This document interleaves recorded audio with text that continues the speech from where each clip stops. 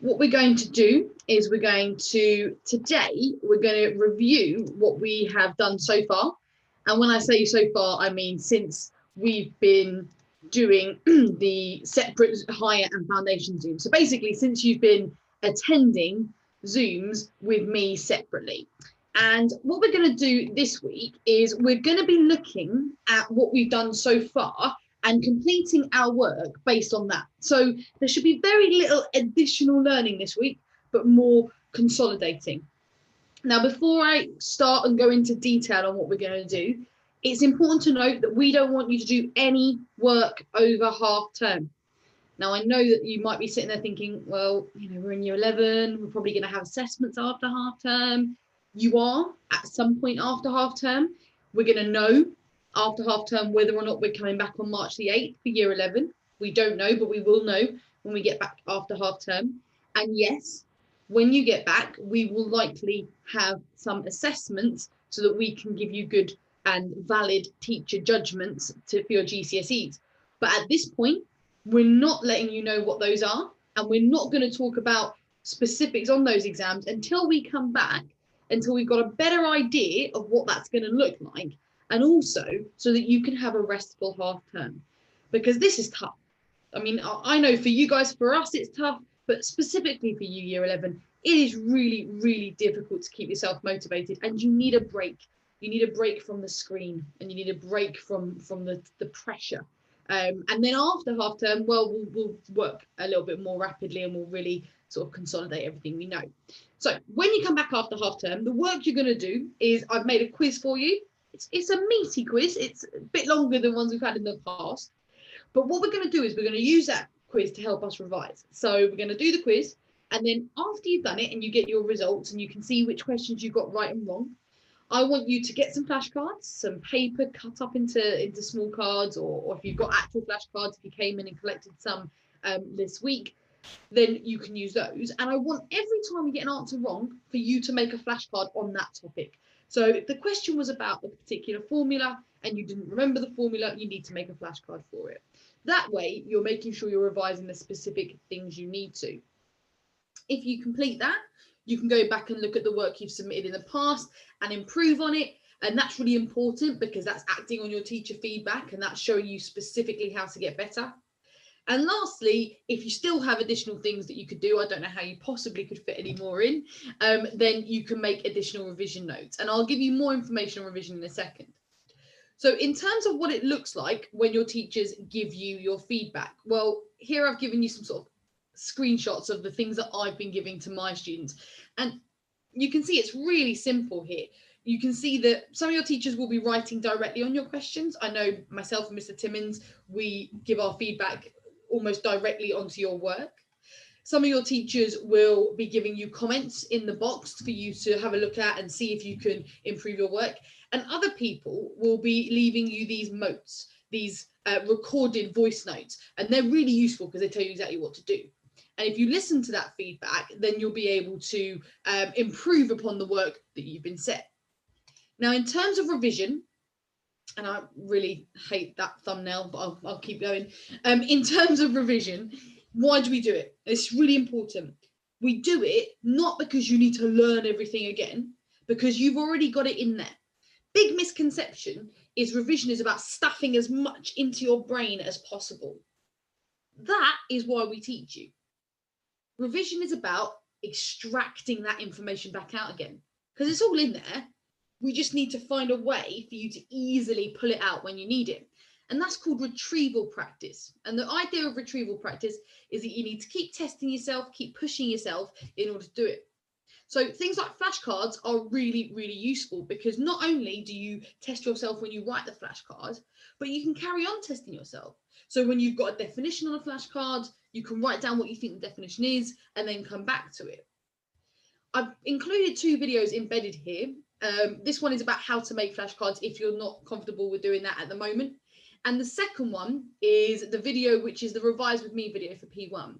Now, we've only revised a small portion of it, but you have covered the whole of P1 before. So you could start getting a heads up on that when you come back after half term, but I'll direct you a bit more to that. And the whole point of revision is trying to make sure we can get your stuff from your long-term memory out and put it in your working memory so that we can use it in exams and things like that. So first thing I'm going to do, oh, I don't want to play those videos. Sorry. What we're going to do first of all is we're going to try and think about what the equations are for these three things. Now, this poll is something that you've seen before, but as I've just said, retrieval practice, we need to practice getting it out of there, getting it out of that bit in the brain where it's sitting all happy and forgotten. So I'm going to launch this first poll and I want you to have a go. What are the equations for those three things? Take your time. There's not many of us, so we can take our time. And think about what it is. So what is the equation for kinetic energy? What is the equation for gravitational potential energy? And what is the equation for speed? Okay, I've got some answers and they are very, very good. They're anonymous, by the way, guys, so I don't know who's submitting what.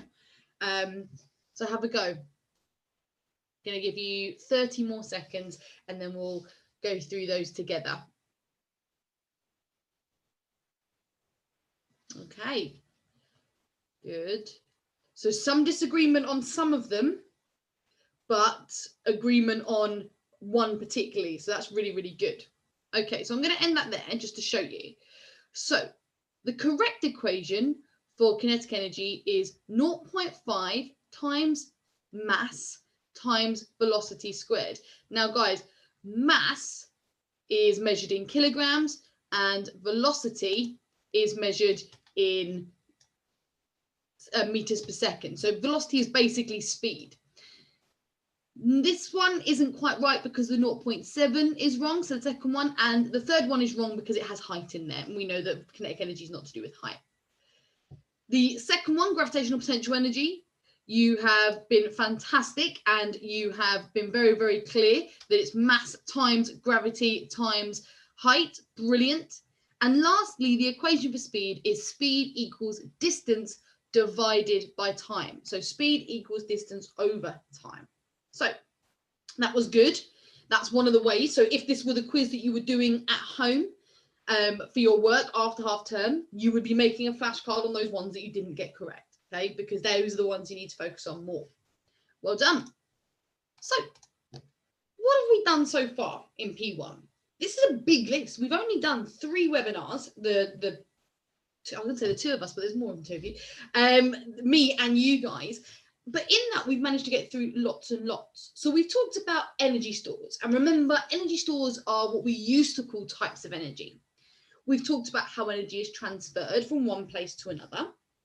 We've talked about types of systems, open, closed, and isolated. We've talked about some energies in more detail. So kinetic energy and the equation, elastic potential energy, but no equation needed to know there. And gravitational potential energy and the equation we need to learn. We had a webinar on renewable and non-renewable resources because there are so many questions in the exam on it and it's actually really not that difficult.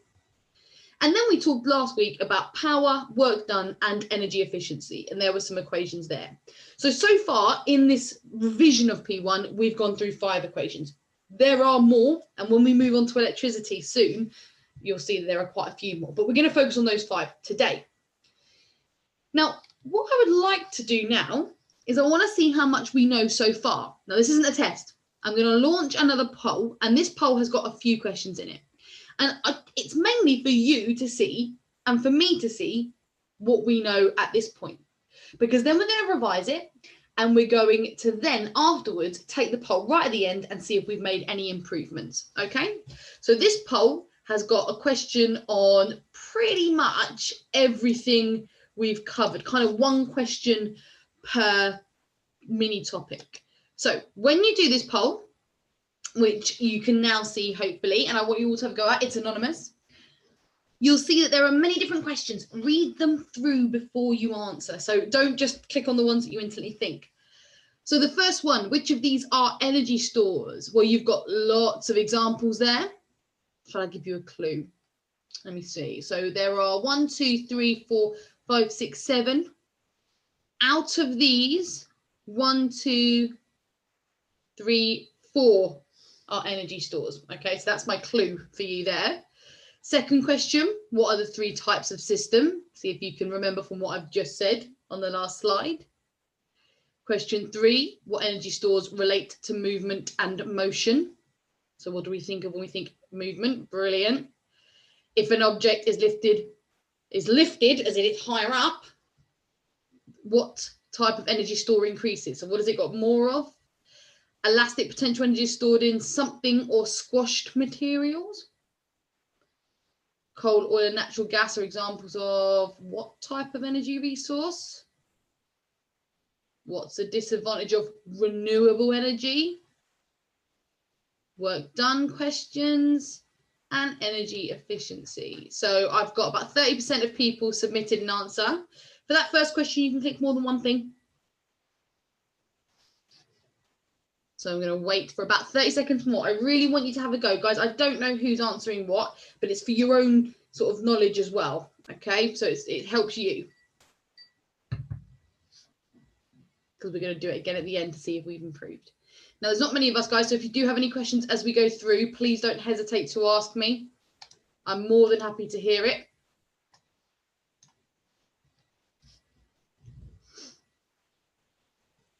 So I still don't have everyone had a go yet. Maybe you're still doing it. That's fine. Really try your best to pull that information from the back of your brain.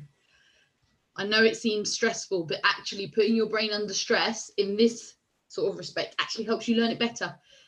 There's scientific research that shows if things are easy to learn initially, actually you don't remember them quite as well. So things that are more tough, things that you've struggled to get, those are the things that you remember better. Okay, good. Got some more people. Good, excellent. Okay, so a couple of really good ones that clearly you guys know well, which is fantastic. A couple that we're not so sure on. So that's really useful for me. It means I can focus more on those things in this webinar. Okay. Good. So I'm going to give you about 10 more seconds. So if you're not quite done, make sure you just submit it. And then what we're going to do is we're going to talk through it briefly, and then we're going to do some revision. Now, if you've got paper or anything at home that you want to make notes on, please do if it's going to help you stay sort of engaged in what we're doing. But remember, this will be uploaded onto the YouTube channel, and you'll have all of the slides available for you to revise from anyway. Okay, but really well done. So let's end that poll in there then. And let's think about what we had. So which of these are energy stores? Thermal, correct, is an energy store. Kinetic is an energy store. Now, radiation is a method of energy transfer. Okay, so that's not an energy store. Elastic is an energy store. Nuclear is an energy store. Mechanical is not. Well done for not writing that. There are 3 types of system. What are they? They are open, closed, and isolated. And we're going to go through what those 3 things mean in this webinar. What energy store relates to movement and motion? That is kinetic. Okay, kinetic energy is movement energy. You did fantastically there. All of you got that right.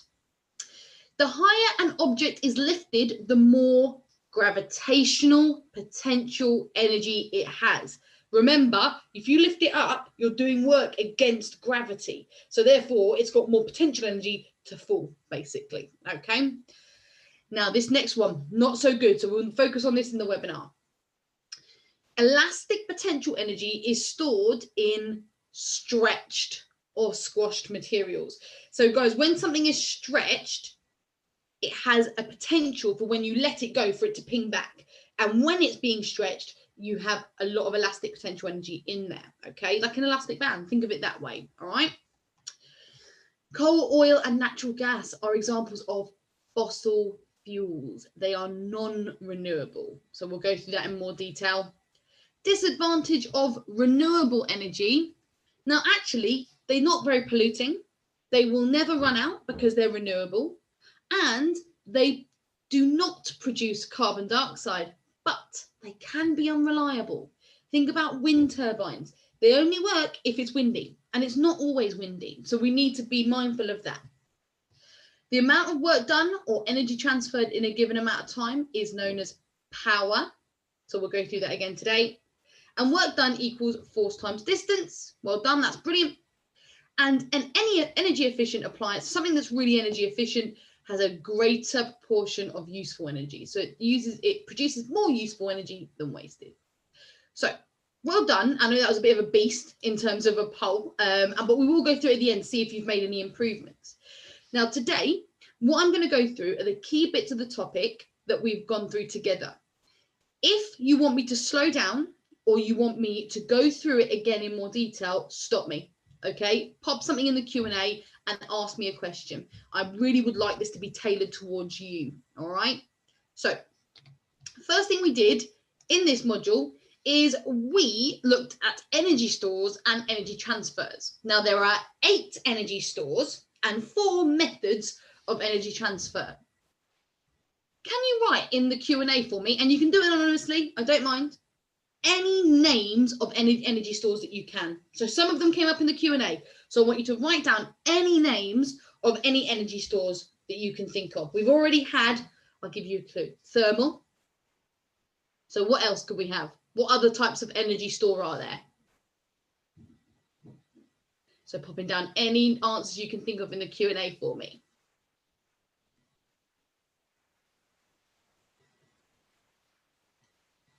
So we had one. Could do a little model of it. Nearly said the word that I didn't want to say.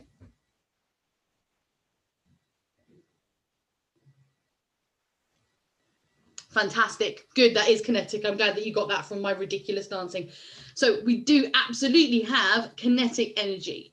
Now, let's go through some of the others, shall we? And you do need to know these. Now, my advice to you, year 11, is for each of these 8, you would have a flashcard. You'd have the name of the energy store on one side, and on the back you would have a diagram. You'd have what it means. So for example, for kinetic, you'd have its movement, and any that you need to know a formula for, you put that on there as well. Okay, so you have one of these for each of your flashcard, one of these for each of your energy stores, and you could do the same for energy transfer. So we've got chemical. So that's the energy stored in things like food and fuel. Really important that you remember that petrol is got chemical energy in it. All right, that's what you then burn in an engine to turn a motor to get electrical energy to then make your car move. Kinetic energy, you've already told me, it's your movement. Gravitational potential energy, lifting something. What have I got to lift? I've got a glass of Coke. Lifting something higher up gives it more gravitational potential energy. Elastic, when you stretch something, it's got energy stored in there. I don't have a hairband, but if I did and I stretched it, that would have lots of elastic stored in there, elastic store of energy. Thermal. What's thermal, year 11? Tell me what you think of when you think of thermal. Anything at all. Just put a word in the Q&A for me. What do you think of when you think thermal? Fantastic. Absolutely fantastic. We are talking about heat. So thermal energy is all about heat. Electrostatic is a tough one. I'm going to be honest, it doesn't come up very often in the exam, but electrostatic is the attraction between opposite charges. Okay, so when you have a positive and a negative and they attract, if you have a positive and a positive, they repel, similar to magnets, but magnets are separate. Nuclear energy store inside the nucleus of an atom in nuclear fuel, nuclear bombs, and magnetic, and you know what magnets do, they attract or they repel. Now, transfers are how that happens. So how do I get energy from one store or one place to another? Sometimes we do that by heating. So we can heat things to give them energy. Sometimes they get transferred through electrical wires. So that's through electricity. Light and sound, they actually pass through the air and through empty space. So that is known as radiation. And mechanical is physically pushing something. So I've got my mouse here to push around to find different things on the screen. I am doing work on my mouse and I'm doing work mechanically. Yeah, I'm transferring energy mechanically because I'm physically pushing it. I can't make it do anything by heating it. It will just melt actually, won't it? But I can't push it by heating it, etc. So those are really good things to have on a mind map and on some flashcards. Now, the next thing that you were actually really good at, guys, was looking at the 3 different types of system. So you've got open, closed, and isolated. Now, a system is just things that work together. You're a system, Okay, your body is a system. This mouse is a system. Even my glasses are a system because they've got different components and parts that work together. But there are different types of system. So you could have an open system where energy and matter can get in and out. So my water bottle is currently open. Okay, this is an open system because matter can come out. The water can physically get out of there. Remember, when we say matter, we mean particles. Okay, but also energy can get out. If I put some tea in there, it's going to cool down really quite quickly because it's open. Okay, so that's an open system. A closed system would be if I'll put this one to the side for a second, but imagine I've got a glass of Coke here. Okay, imagine I put a lid on my glass of Coke. That would make it a closed system. Now, no Coke can get in and out, no liquid or gas or solid can get in and out, but it can transfer energy in and out. So for example, if I took this outside on a hot day, it will warm up. And that's because energy can flow in and out of the system. But it's still a closed system because it's got a lid on it.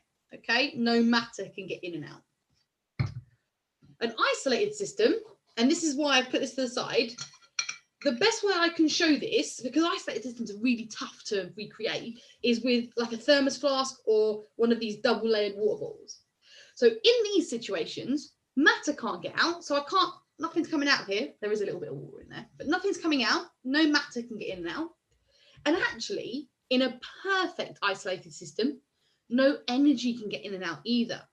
And the reason this is quite a good model for that is because these stay cold, don't they? And that's because heat can't get through. So the energy isn't being able to transfer through. So open system, completely open, matter and energy in and out. Closed system, a lid on it, but actually the energy can get in and out so it can heat up and cool down. Isolated system, it's not a true isolated system, but it's the best I can get for you, is where no energy and no matter can get in and out of your system. Do I have any questions on the difference between those three things just for now?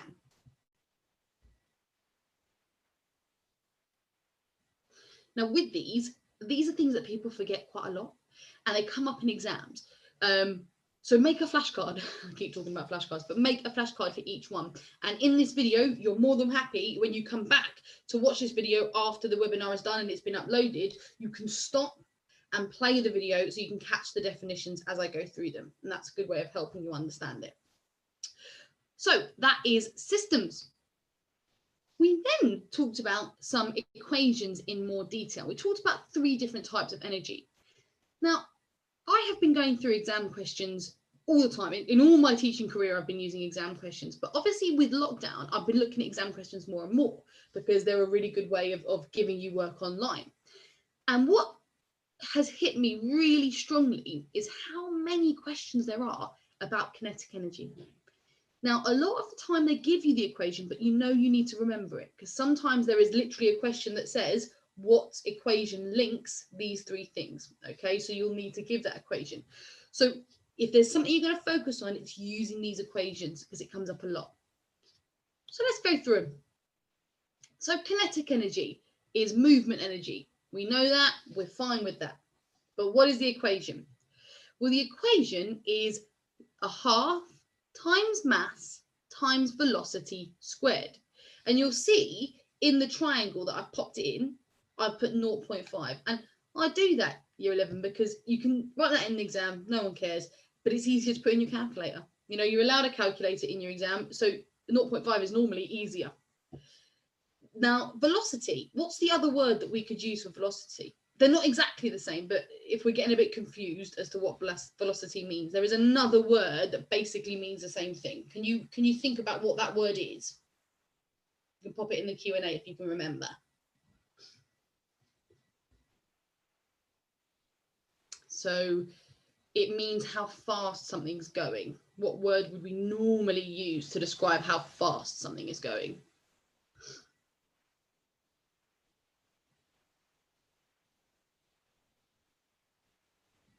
Okay, so velocity is very similar to speed. Okay, so often they'll give you what you will recognize as a speed, and that's velocity. Now I've popped it in a triangle there in case you will be asked to rearrange it It is unlikely you'll be asked to rearrange this equation. And the reason it's unlikely is because this is a toughie. It's a real tough one to rearrange.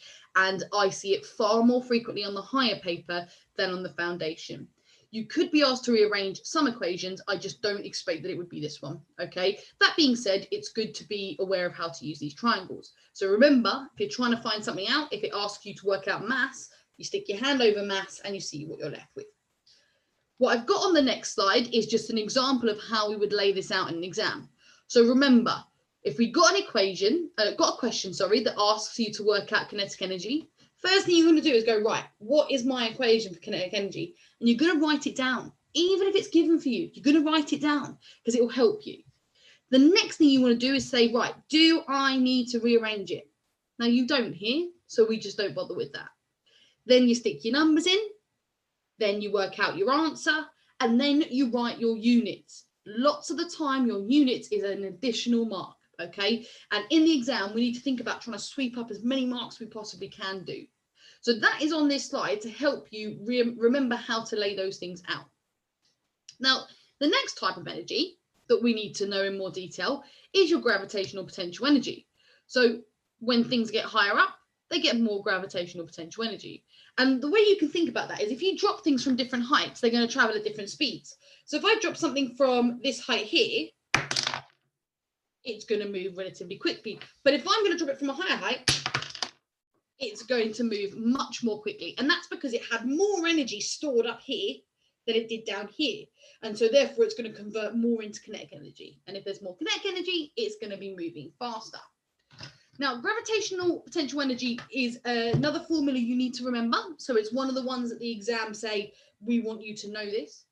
And it's simpler than kinetic energy. And you did really well on the poll at the beginning on this one. So gravitational potential energy is mass, sorry guys, times gravity times height. Okay, so the mass of the object times the gravity on Earth or on whatever planet it's on times height. And gravity on Earth will always be given to you. Okay, but it is about 10, right? So that's a nice easy number, but it'll always be given to you in the exam. And there is another worked example. Again, we've done the same thing. We've gone, what's my equation? Do I need to rearrange it? Put my numbers in, work out an answer, give a unit. Okay, now I know when you answer these questions on Google Form, it's less easy to do that, but you need to practice it when you're at home, because when we do come back after half term and we do think about getting ready for assessments, you're going to want to show all your working, just like in maths, because otherwise you might lose marks if you get like your calculations a little bit wrong. But you can still get lots of marks if you do all the working out correctly. Now, the last one was elastic potential, and this is the one that we didn't do quite so well in on the poll. Now, first of all, you don't need to memorize this formula, all right? It will be given to you in the exam. But you do need to know what it is. And it's the energy stored in stretched or squashed materials. So if I had a sponge, which I don't because I'm in my office and not in my kitchen, but if I had a sponge and I squeezed it, when I let it go, it's going to pop back into that shape. And the reason it pops back into shape after I let it go is because when it was squeezed, it had all this potential energy, all this elastic potential energy, so that when I release it, it's going to pop back into shape and it's going to move. Equally, if I pull something that's elastic, so an elastic band or a hairband or a slingshot, when I pull it, there's loads of stored elastic energy in there. And I can see that because when I release it, it moves. Okay, so that's what you need to think about in terms of elastic potential energy. Now, there is a required practical that we will do later on in this module where you have to work out the spring constant, and that will involve you using this equation. But again, you will be given the equation, you do not have to memorize it. Moving on, so in our second webinar, we looked at the differences between renewable and non-renewable resources. Okay, now on the screen here, I've given you a table of the comparison between them. But before we do that, I'm just going to go through the next slide, which is loads and loads of examples. And what I really want you to do is to make sure when you revise, you make a note of some of these, because you need to know what the differences between renewable and non-renewable are. So renewable resources are ones that when I use them, I can replace them just as quickly. Okay, so biofuel, I grow plants, but I can plant more plants and they'll grow relatively quickly. Wind, well, I don't use it up, so I don't need to replace it. Tidal energy, well, the tides come in and out every day. I'm not using tides up, am I? You know, there's still going to be tides tomorrow, so they're all renewable. Nuclear and fossil fuels, they're not renewable, and that's because I can't reform what I'm using up as I use it up. So fossil fuels are formed over millions and millions of years from the remains of sort of dead things. I can't make fossil fuels quickly, so I have to use them in a way that's responsible and sustainable. But I guess we all know, guys, that we haven't done that, and that's why we're in the position we're in nowadays. Nuclear fuels, well, the fuel source is something called uranium, and that's not an element I can make. I can't just make more uranium, so I need to be mindful about the way that I use it. Now, in terms of why we still use non-renewables, despite the fact they're going to run out and despite the fact that they are polluting, is because they produce lots of energy, okay? So they produce a very high power output. But non-renewables are going to run out one day. So we need to be very careful about the way we use them. They also contribute to global warming because they kick out greenhouse gases. Do you remember what gas is one of the major contributors to global warming, year 11? If you do, you can pop it in the Q&A. So what gas do we normally talk about when we talk about global warming?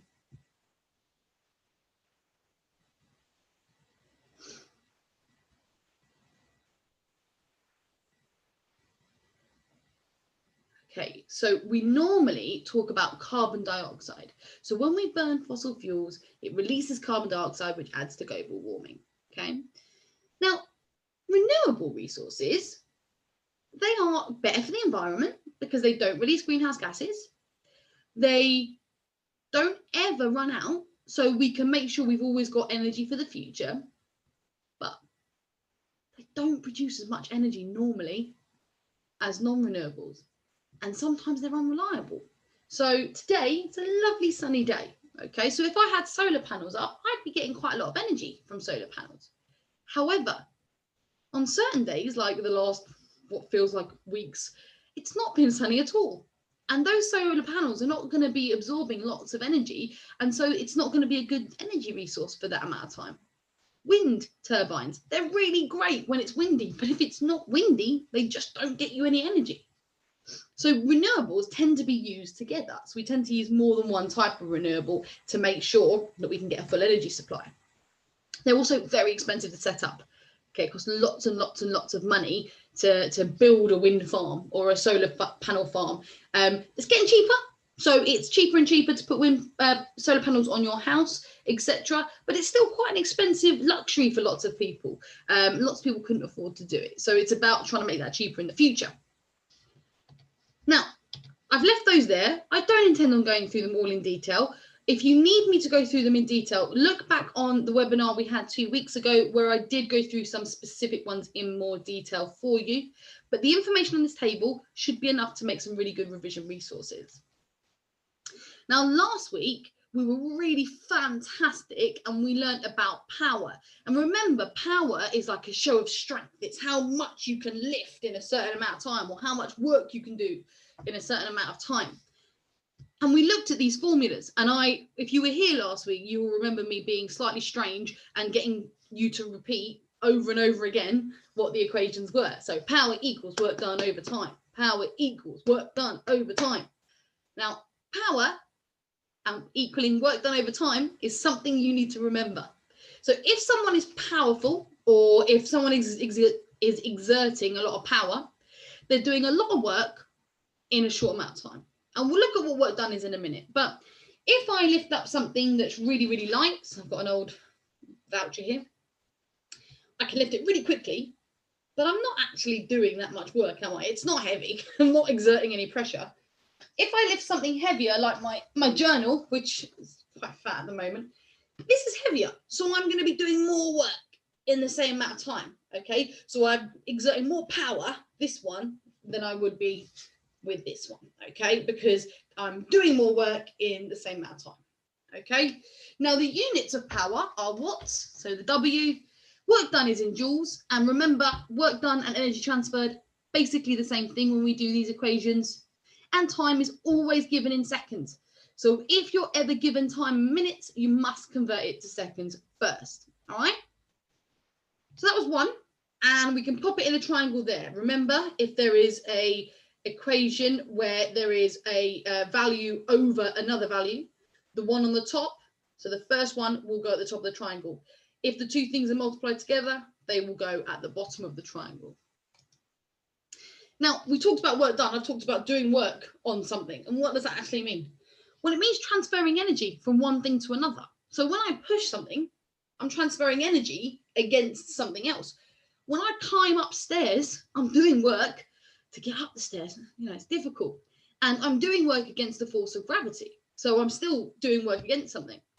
And what we say is that the total amount of work done that a person does is force times distance. And I think that makes a lot of sense, because if you do a lot of work, you're going to exert a lot of force and you're probably going to cover a big distance as well. Okay. And we talked about that last week, where I had a picture of somebody lifting a small weight or a heavy weight over a short distance and then someone pulling a bus. Well, the person pulling a bus is doing more work, aren't they? Because they've had to sort of travel a longer distance with a heavy weight. So work done equals force times distance. Work done equals force times distance. That's another equation. Now, if you're sitting there thinking, I don't know how I'm going to memorize these. When I was your age, I really struggled with memorizing equations and things like that as well. I like to say I have a brain like a sieve, because things kind of leak out sometimes. And the way that I got around it was I used flashcards and I'd test myself with them. But what I would also do with things that were really hard to memorize is I'd write them really big on a piece of paper and I'd stick them on my wall. And the reason I did that is because every single day I'd wake up and I'd see this formula, or I'd see this. I did GCSE languages and I wasn't very good at them. So often I'd put things in different languages on my wall and I'd see it every single day. And I wasn't, trying to revise it every single day, but eventually it just sort of sunk into my head. Okay. And it's one of those unconscious ways to help you with your revision. So if there's something that you just cannot get in your head for whatever reason, if it's a formula, if it's a fact, get it on a piece of paper, stick it on your wall, put it somewhere you're going to see a lot. Okay. There's somewhere that you sit a lot if you watch TV a lot. In your room, or if you play games, or if you read, or wherever you're going to be normally sat, put it there so you can see it every day. Okay. If you can convince your parents to allow you to put it on the back of the toilet door or somewhere in the toilet, do that, because you see that a lot too. Okay, so the units for work done are joules. Remember, work done in energy, kind of the same thing. Force, the unit is newtons. You guys are great at that, you know that. And distance is measured in meters. Now, that means if it's in kilometers or centimeters or millimeters, you will have to change it. And there is your triangle to help you remember that as well.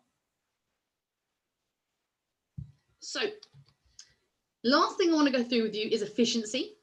And this is something that comes up a lot in exams, but it's probably one of the easiest equations to do. Now, before we even get started, efficiency, how efficient something is how good it is at making useful energy. So as we go through this, I'm going to use some higher tech words and some more scientific language, but the bottom line is it's useful over total. So it's the amount of useful energy divided by the total amount of energy that powers it. So on the screen, there are two diagrams. On the left is an old-fashioned light bulb, and on the right is a new LED-style light bulb. Now, the old-fashioned light bulb gets powered with 100 joules of energy, but it only transfers 10 joules to a light energy store. The rest of it, 90% of it, turns into a heat energy store. Now, I don't know about you guys, but I don't buy light bulbs to heat my house. And if I do, I am being horrifically inefficient, because that is not an efficient way to heat your home. So that type of light bulb isn't energy efficient. Sorry, guys. The LED light bulbs, however, well, they transfer 75 joules of the 100 as light energy. So they are far more energy efficient than the old style light bulbs, because they produce a greater proportion of useful energy. Now, when you're thinking about what is useful energy, you think about what is the product designed for. So a kettle, it heats up water. So wasted energy in a kettle is the sound. It makes quite a lot of sound, a kettle, and that's not an energy that you particularly want. You would want the heat energy. Okay, that's the thing that you want out of there. So you need to think about the actual appliance you're using and to do with the heat. Now, when we talk about wasted energy, this comes up in the exam a lot as well. most of the time wasted energy is heat, but it's not always heat. It could be sound, it could be light, it could be other things, but they always tend to get transferred to the surroundings. So if an exam question says to you, where does the wasted energy go?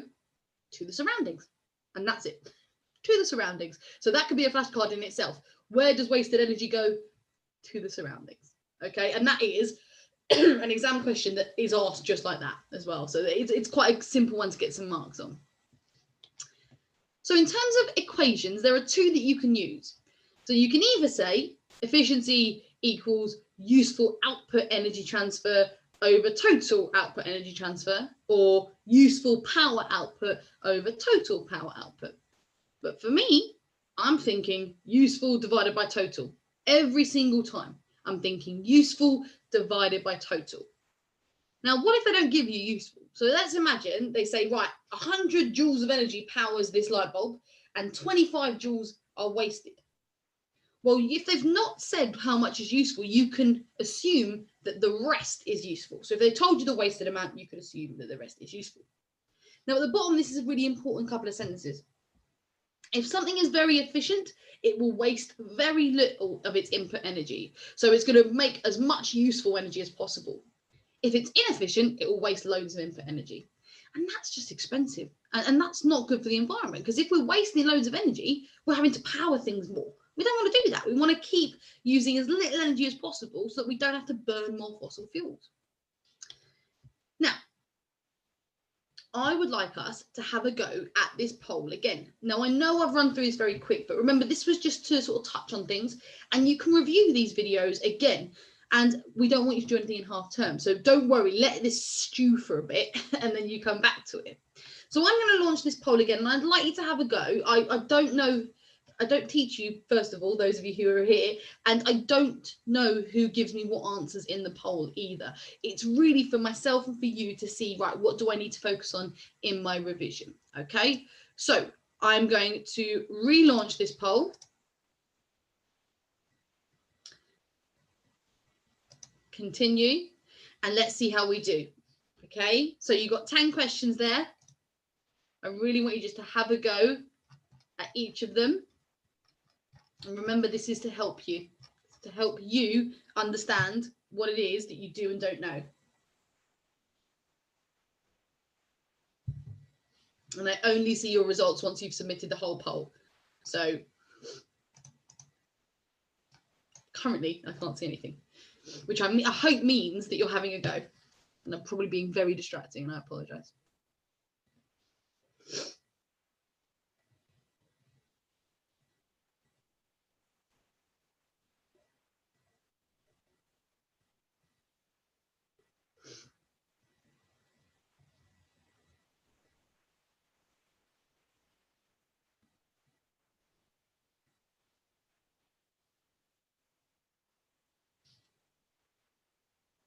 Okay, so you've had a minute, and that's 10 questions. So it's 10 seconds per question. That's far too little time. So I'm going to give you a couple more. You can ask me questions in the Q&A if you're not sure. It's not a test though. I just want to see how much you can remember.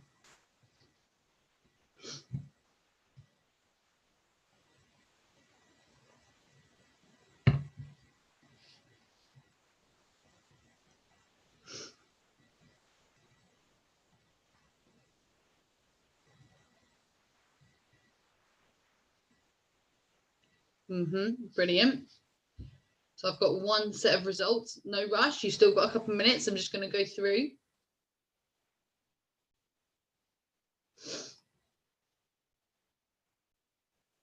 So far, very impressed. Well, I'm very, very impressed. I don't know who that was that submitted those results, but they're 100% correct. So if you know you've already submitted, you're a star. Absolute star. Well done.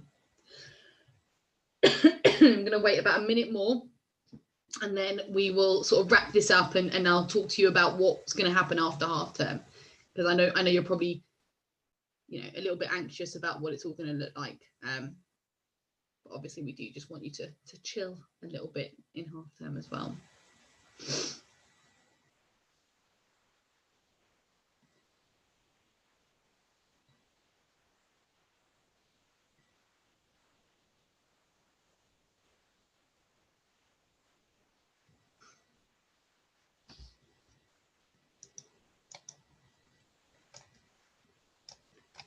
So I'm going to give 10 more seconds. And if you want to submit the rest of your poll, please do so in the next sort of 5 seconds now. If not, I'm going to stop polling. But I am really, really impressed, really impressed. So I'm going to end the polling there, and I'm just going to share the results very, very quickly. But these are excellent answers, okay? They're all correct. You've done really, really well. And that's the point of these webinars, to improve your knowledge, okay? And sometimes you'll have things that you really struggle with, and sometimes you'll have things that you get quite quickly. But I am really impressed that this, like, we've seen such an improvement already. All right, so really, really well done. So what's going to happen now? Well, let me just quickly talk to you about what's going to happen. I'm just going to not share my screen so I can just talk to you directly for a second. So you guys know that as a school that we will be giving you centre assessed grades for your GCSEs.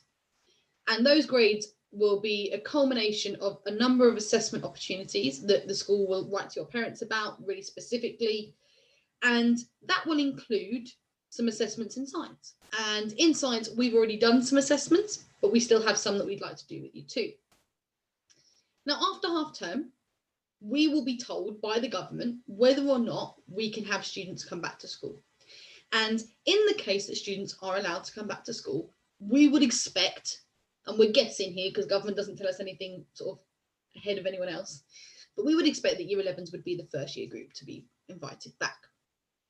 Now, in that case, we would be planning some assessments for you so that we could get as much data as possible to give you really accurate grades for your GCSEs. Now, that means that you will need to revise for those. But we're not going to tell you what papers they will be. And we're not going to tell you until after half term, because quite frankly, this has been incredibly intense. And this has been really hard work for you. Now, if you're sitting there thinking, no, I want to revise, please take my advice and say don't, because you've worked hard and you need a little bit of a break.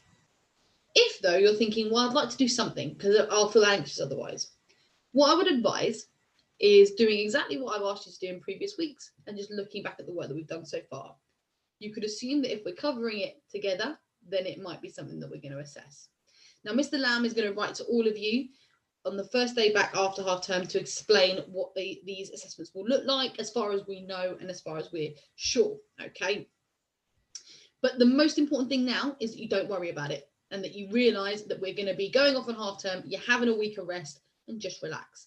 To that end, we're not going to publish your work for science until the first Monday back because we don't want you to do it on half term, okay? So after half term, you're going to have that really lovely quiz, I say really lovely, that I've made, and you will be making flashcards based on your wrong answers and continuing with your revision notes, okay? Now, guys, you've been fantastic. If you are happy to go now, you're more than welcome. If you have any questions, please do ask me and I'll stay for as long as I need to answer them. But you're welcome to go now and have a good rest of your day and an amazing, restful half term. That's the most important thing, is that you rest and that you do some things that aren't on a screen. But thank you for coming, guys. And you may leave if you do not have any questions.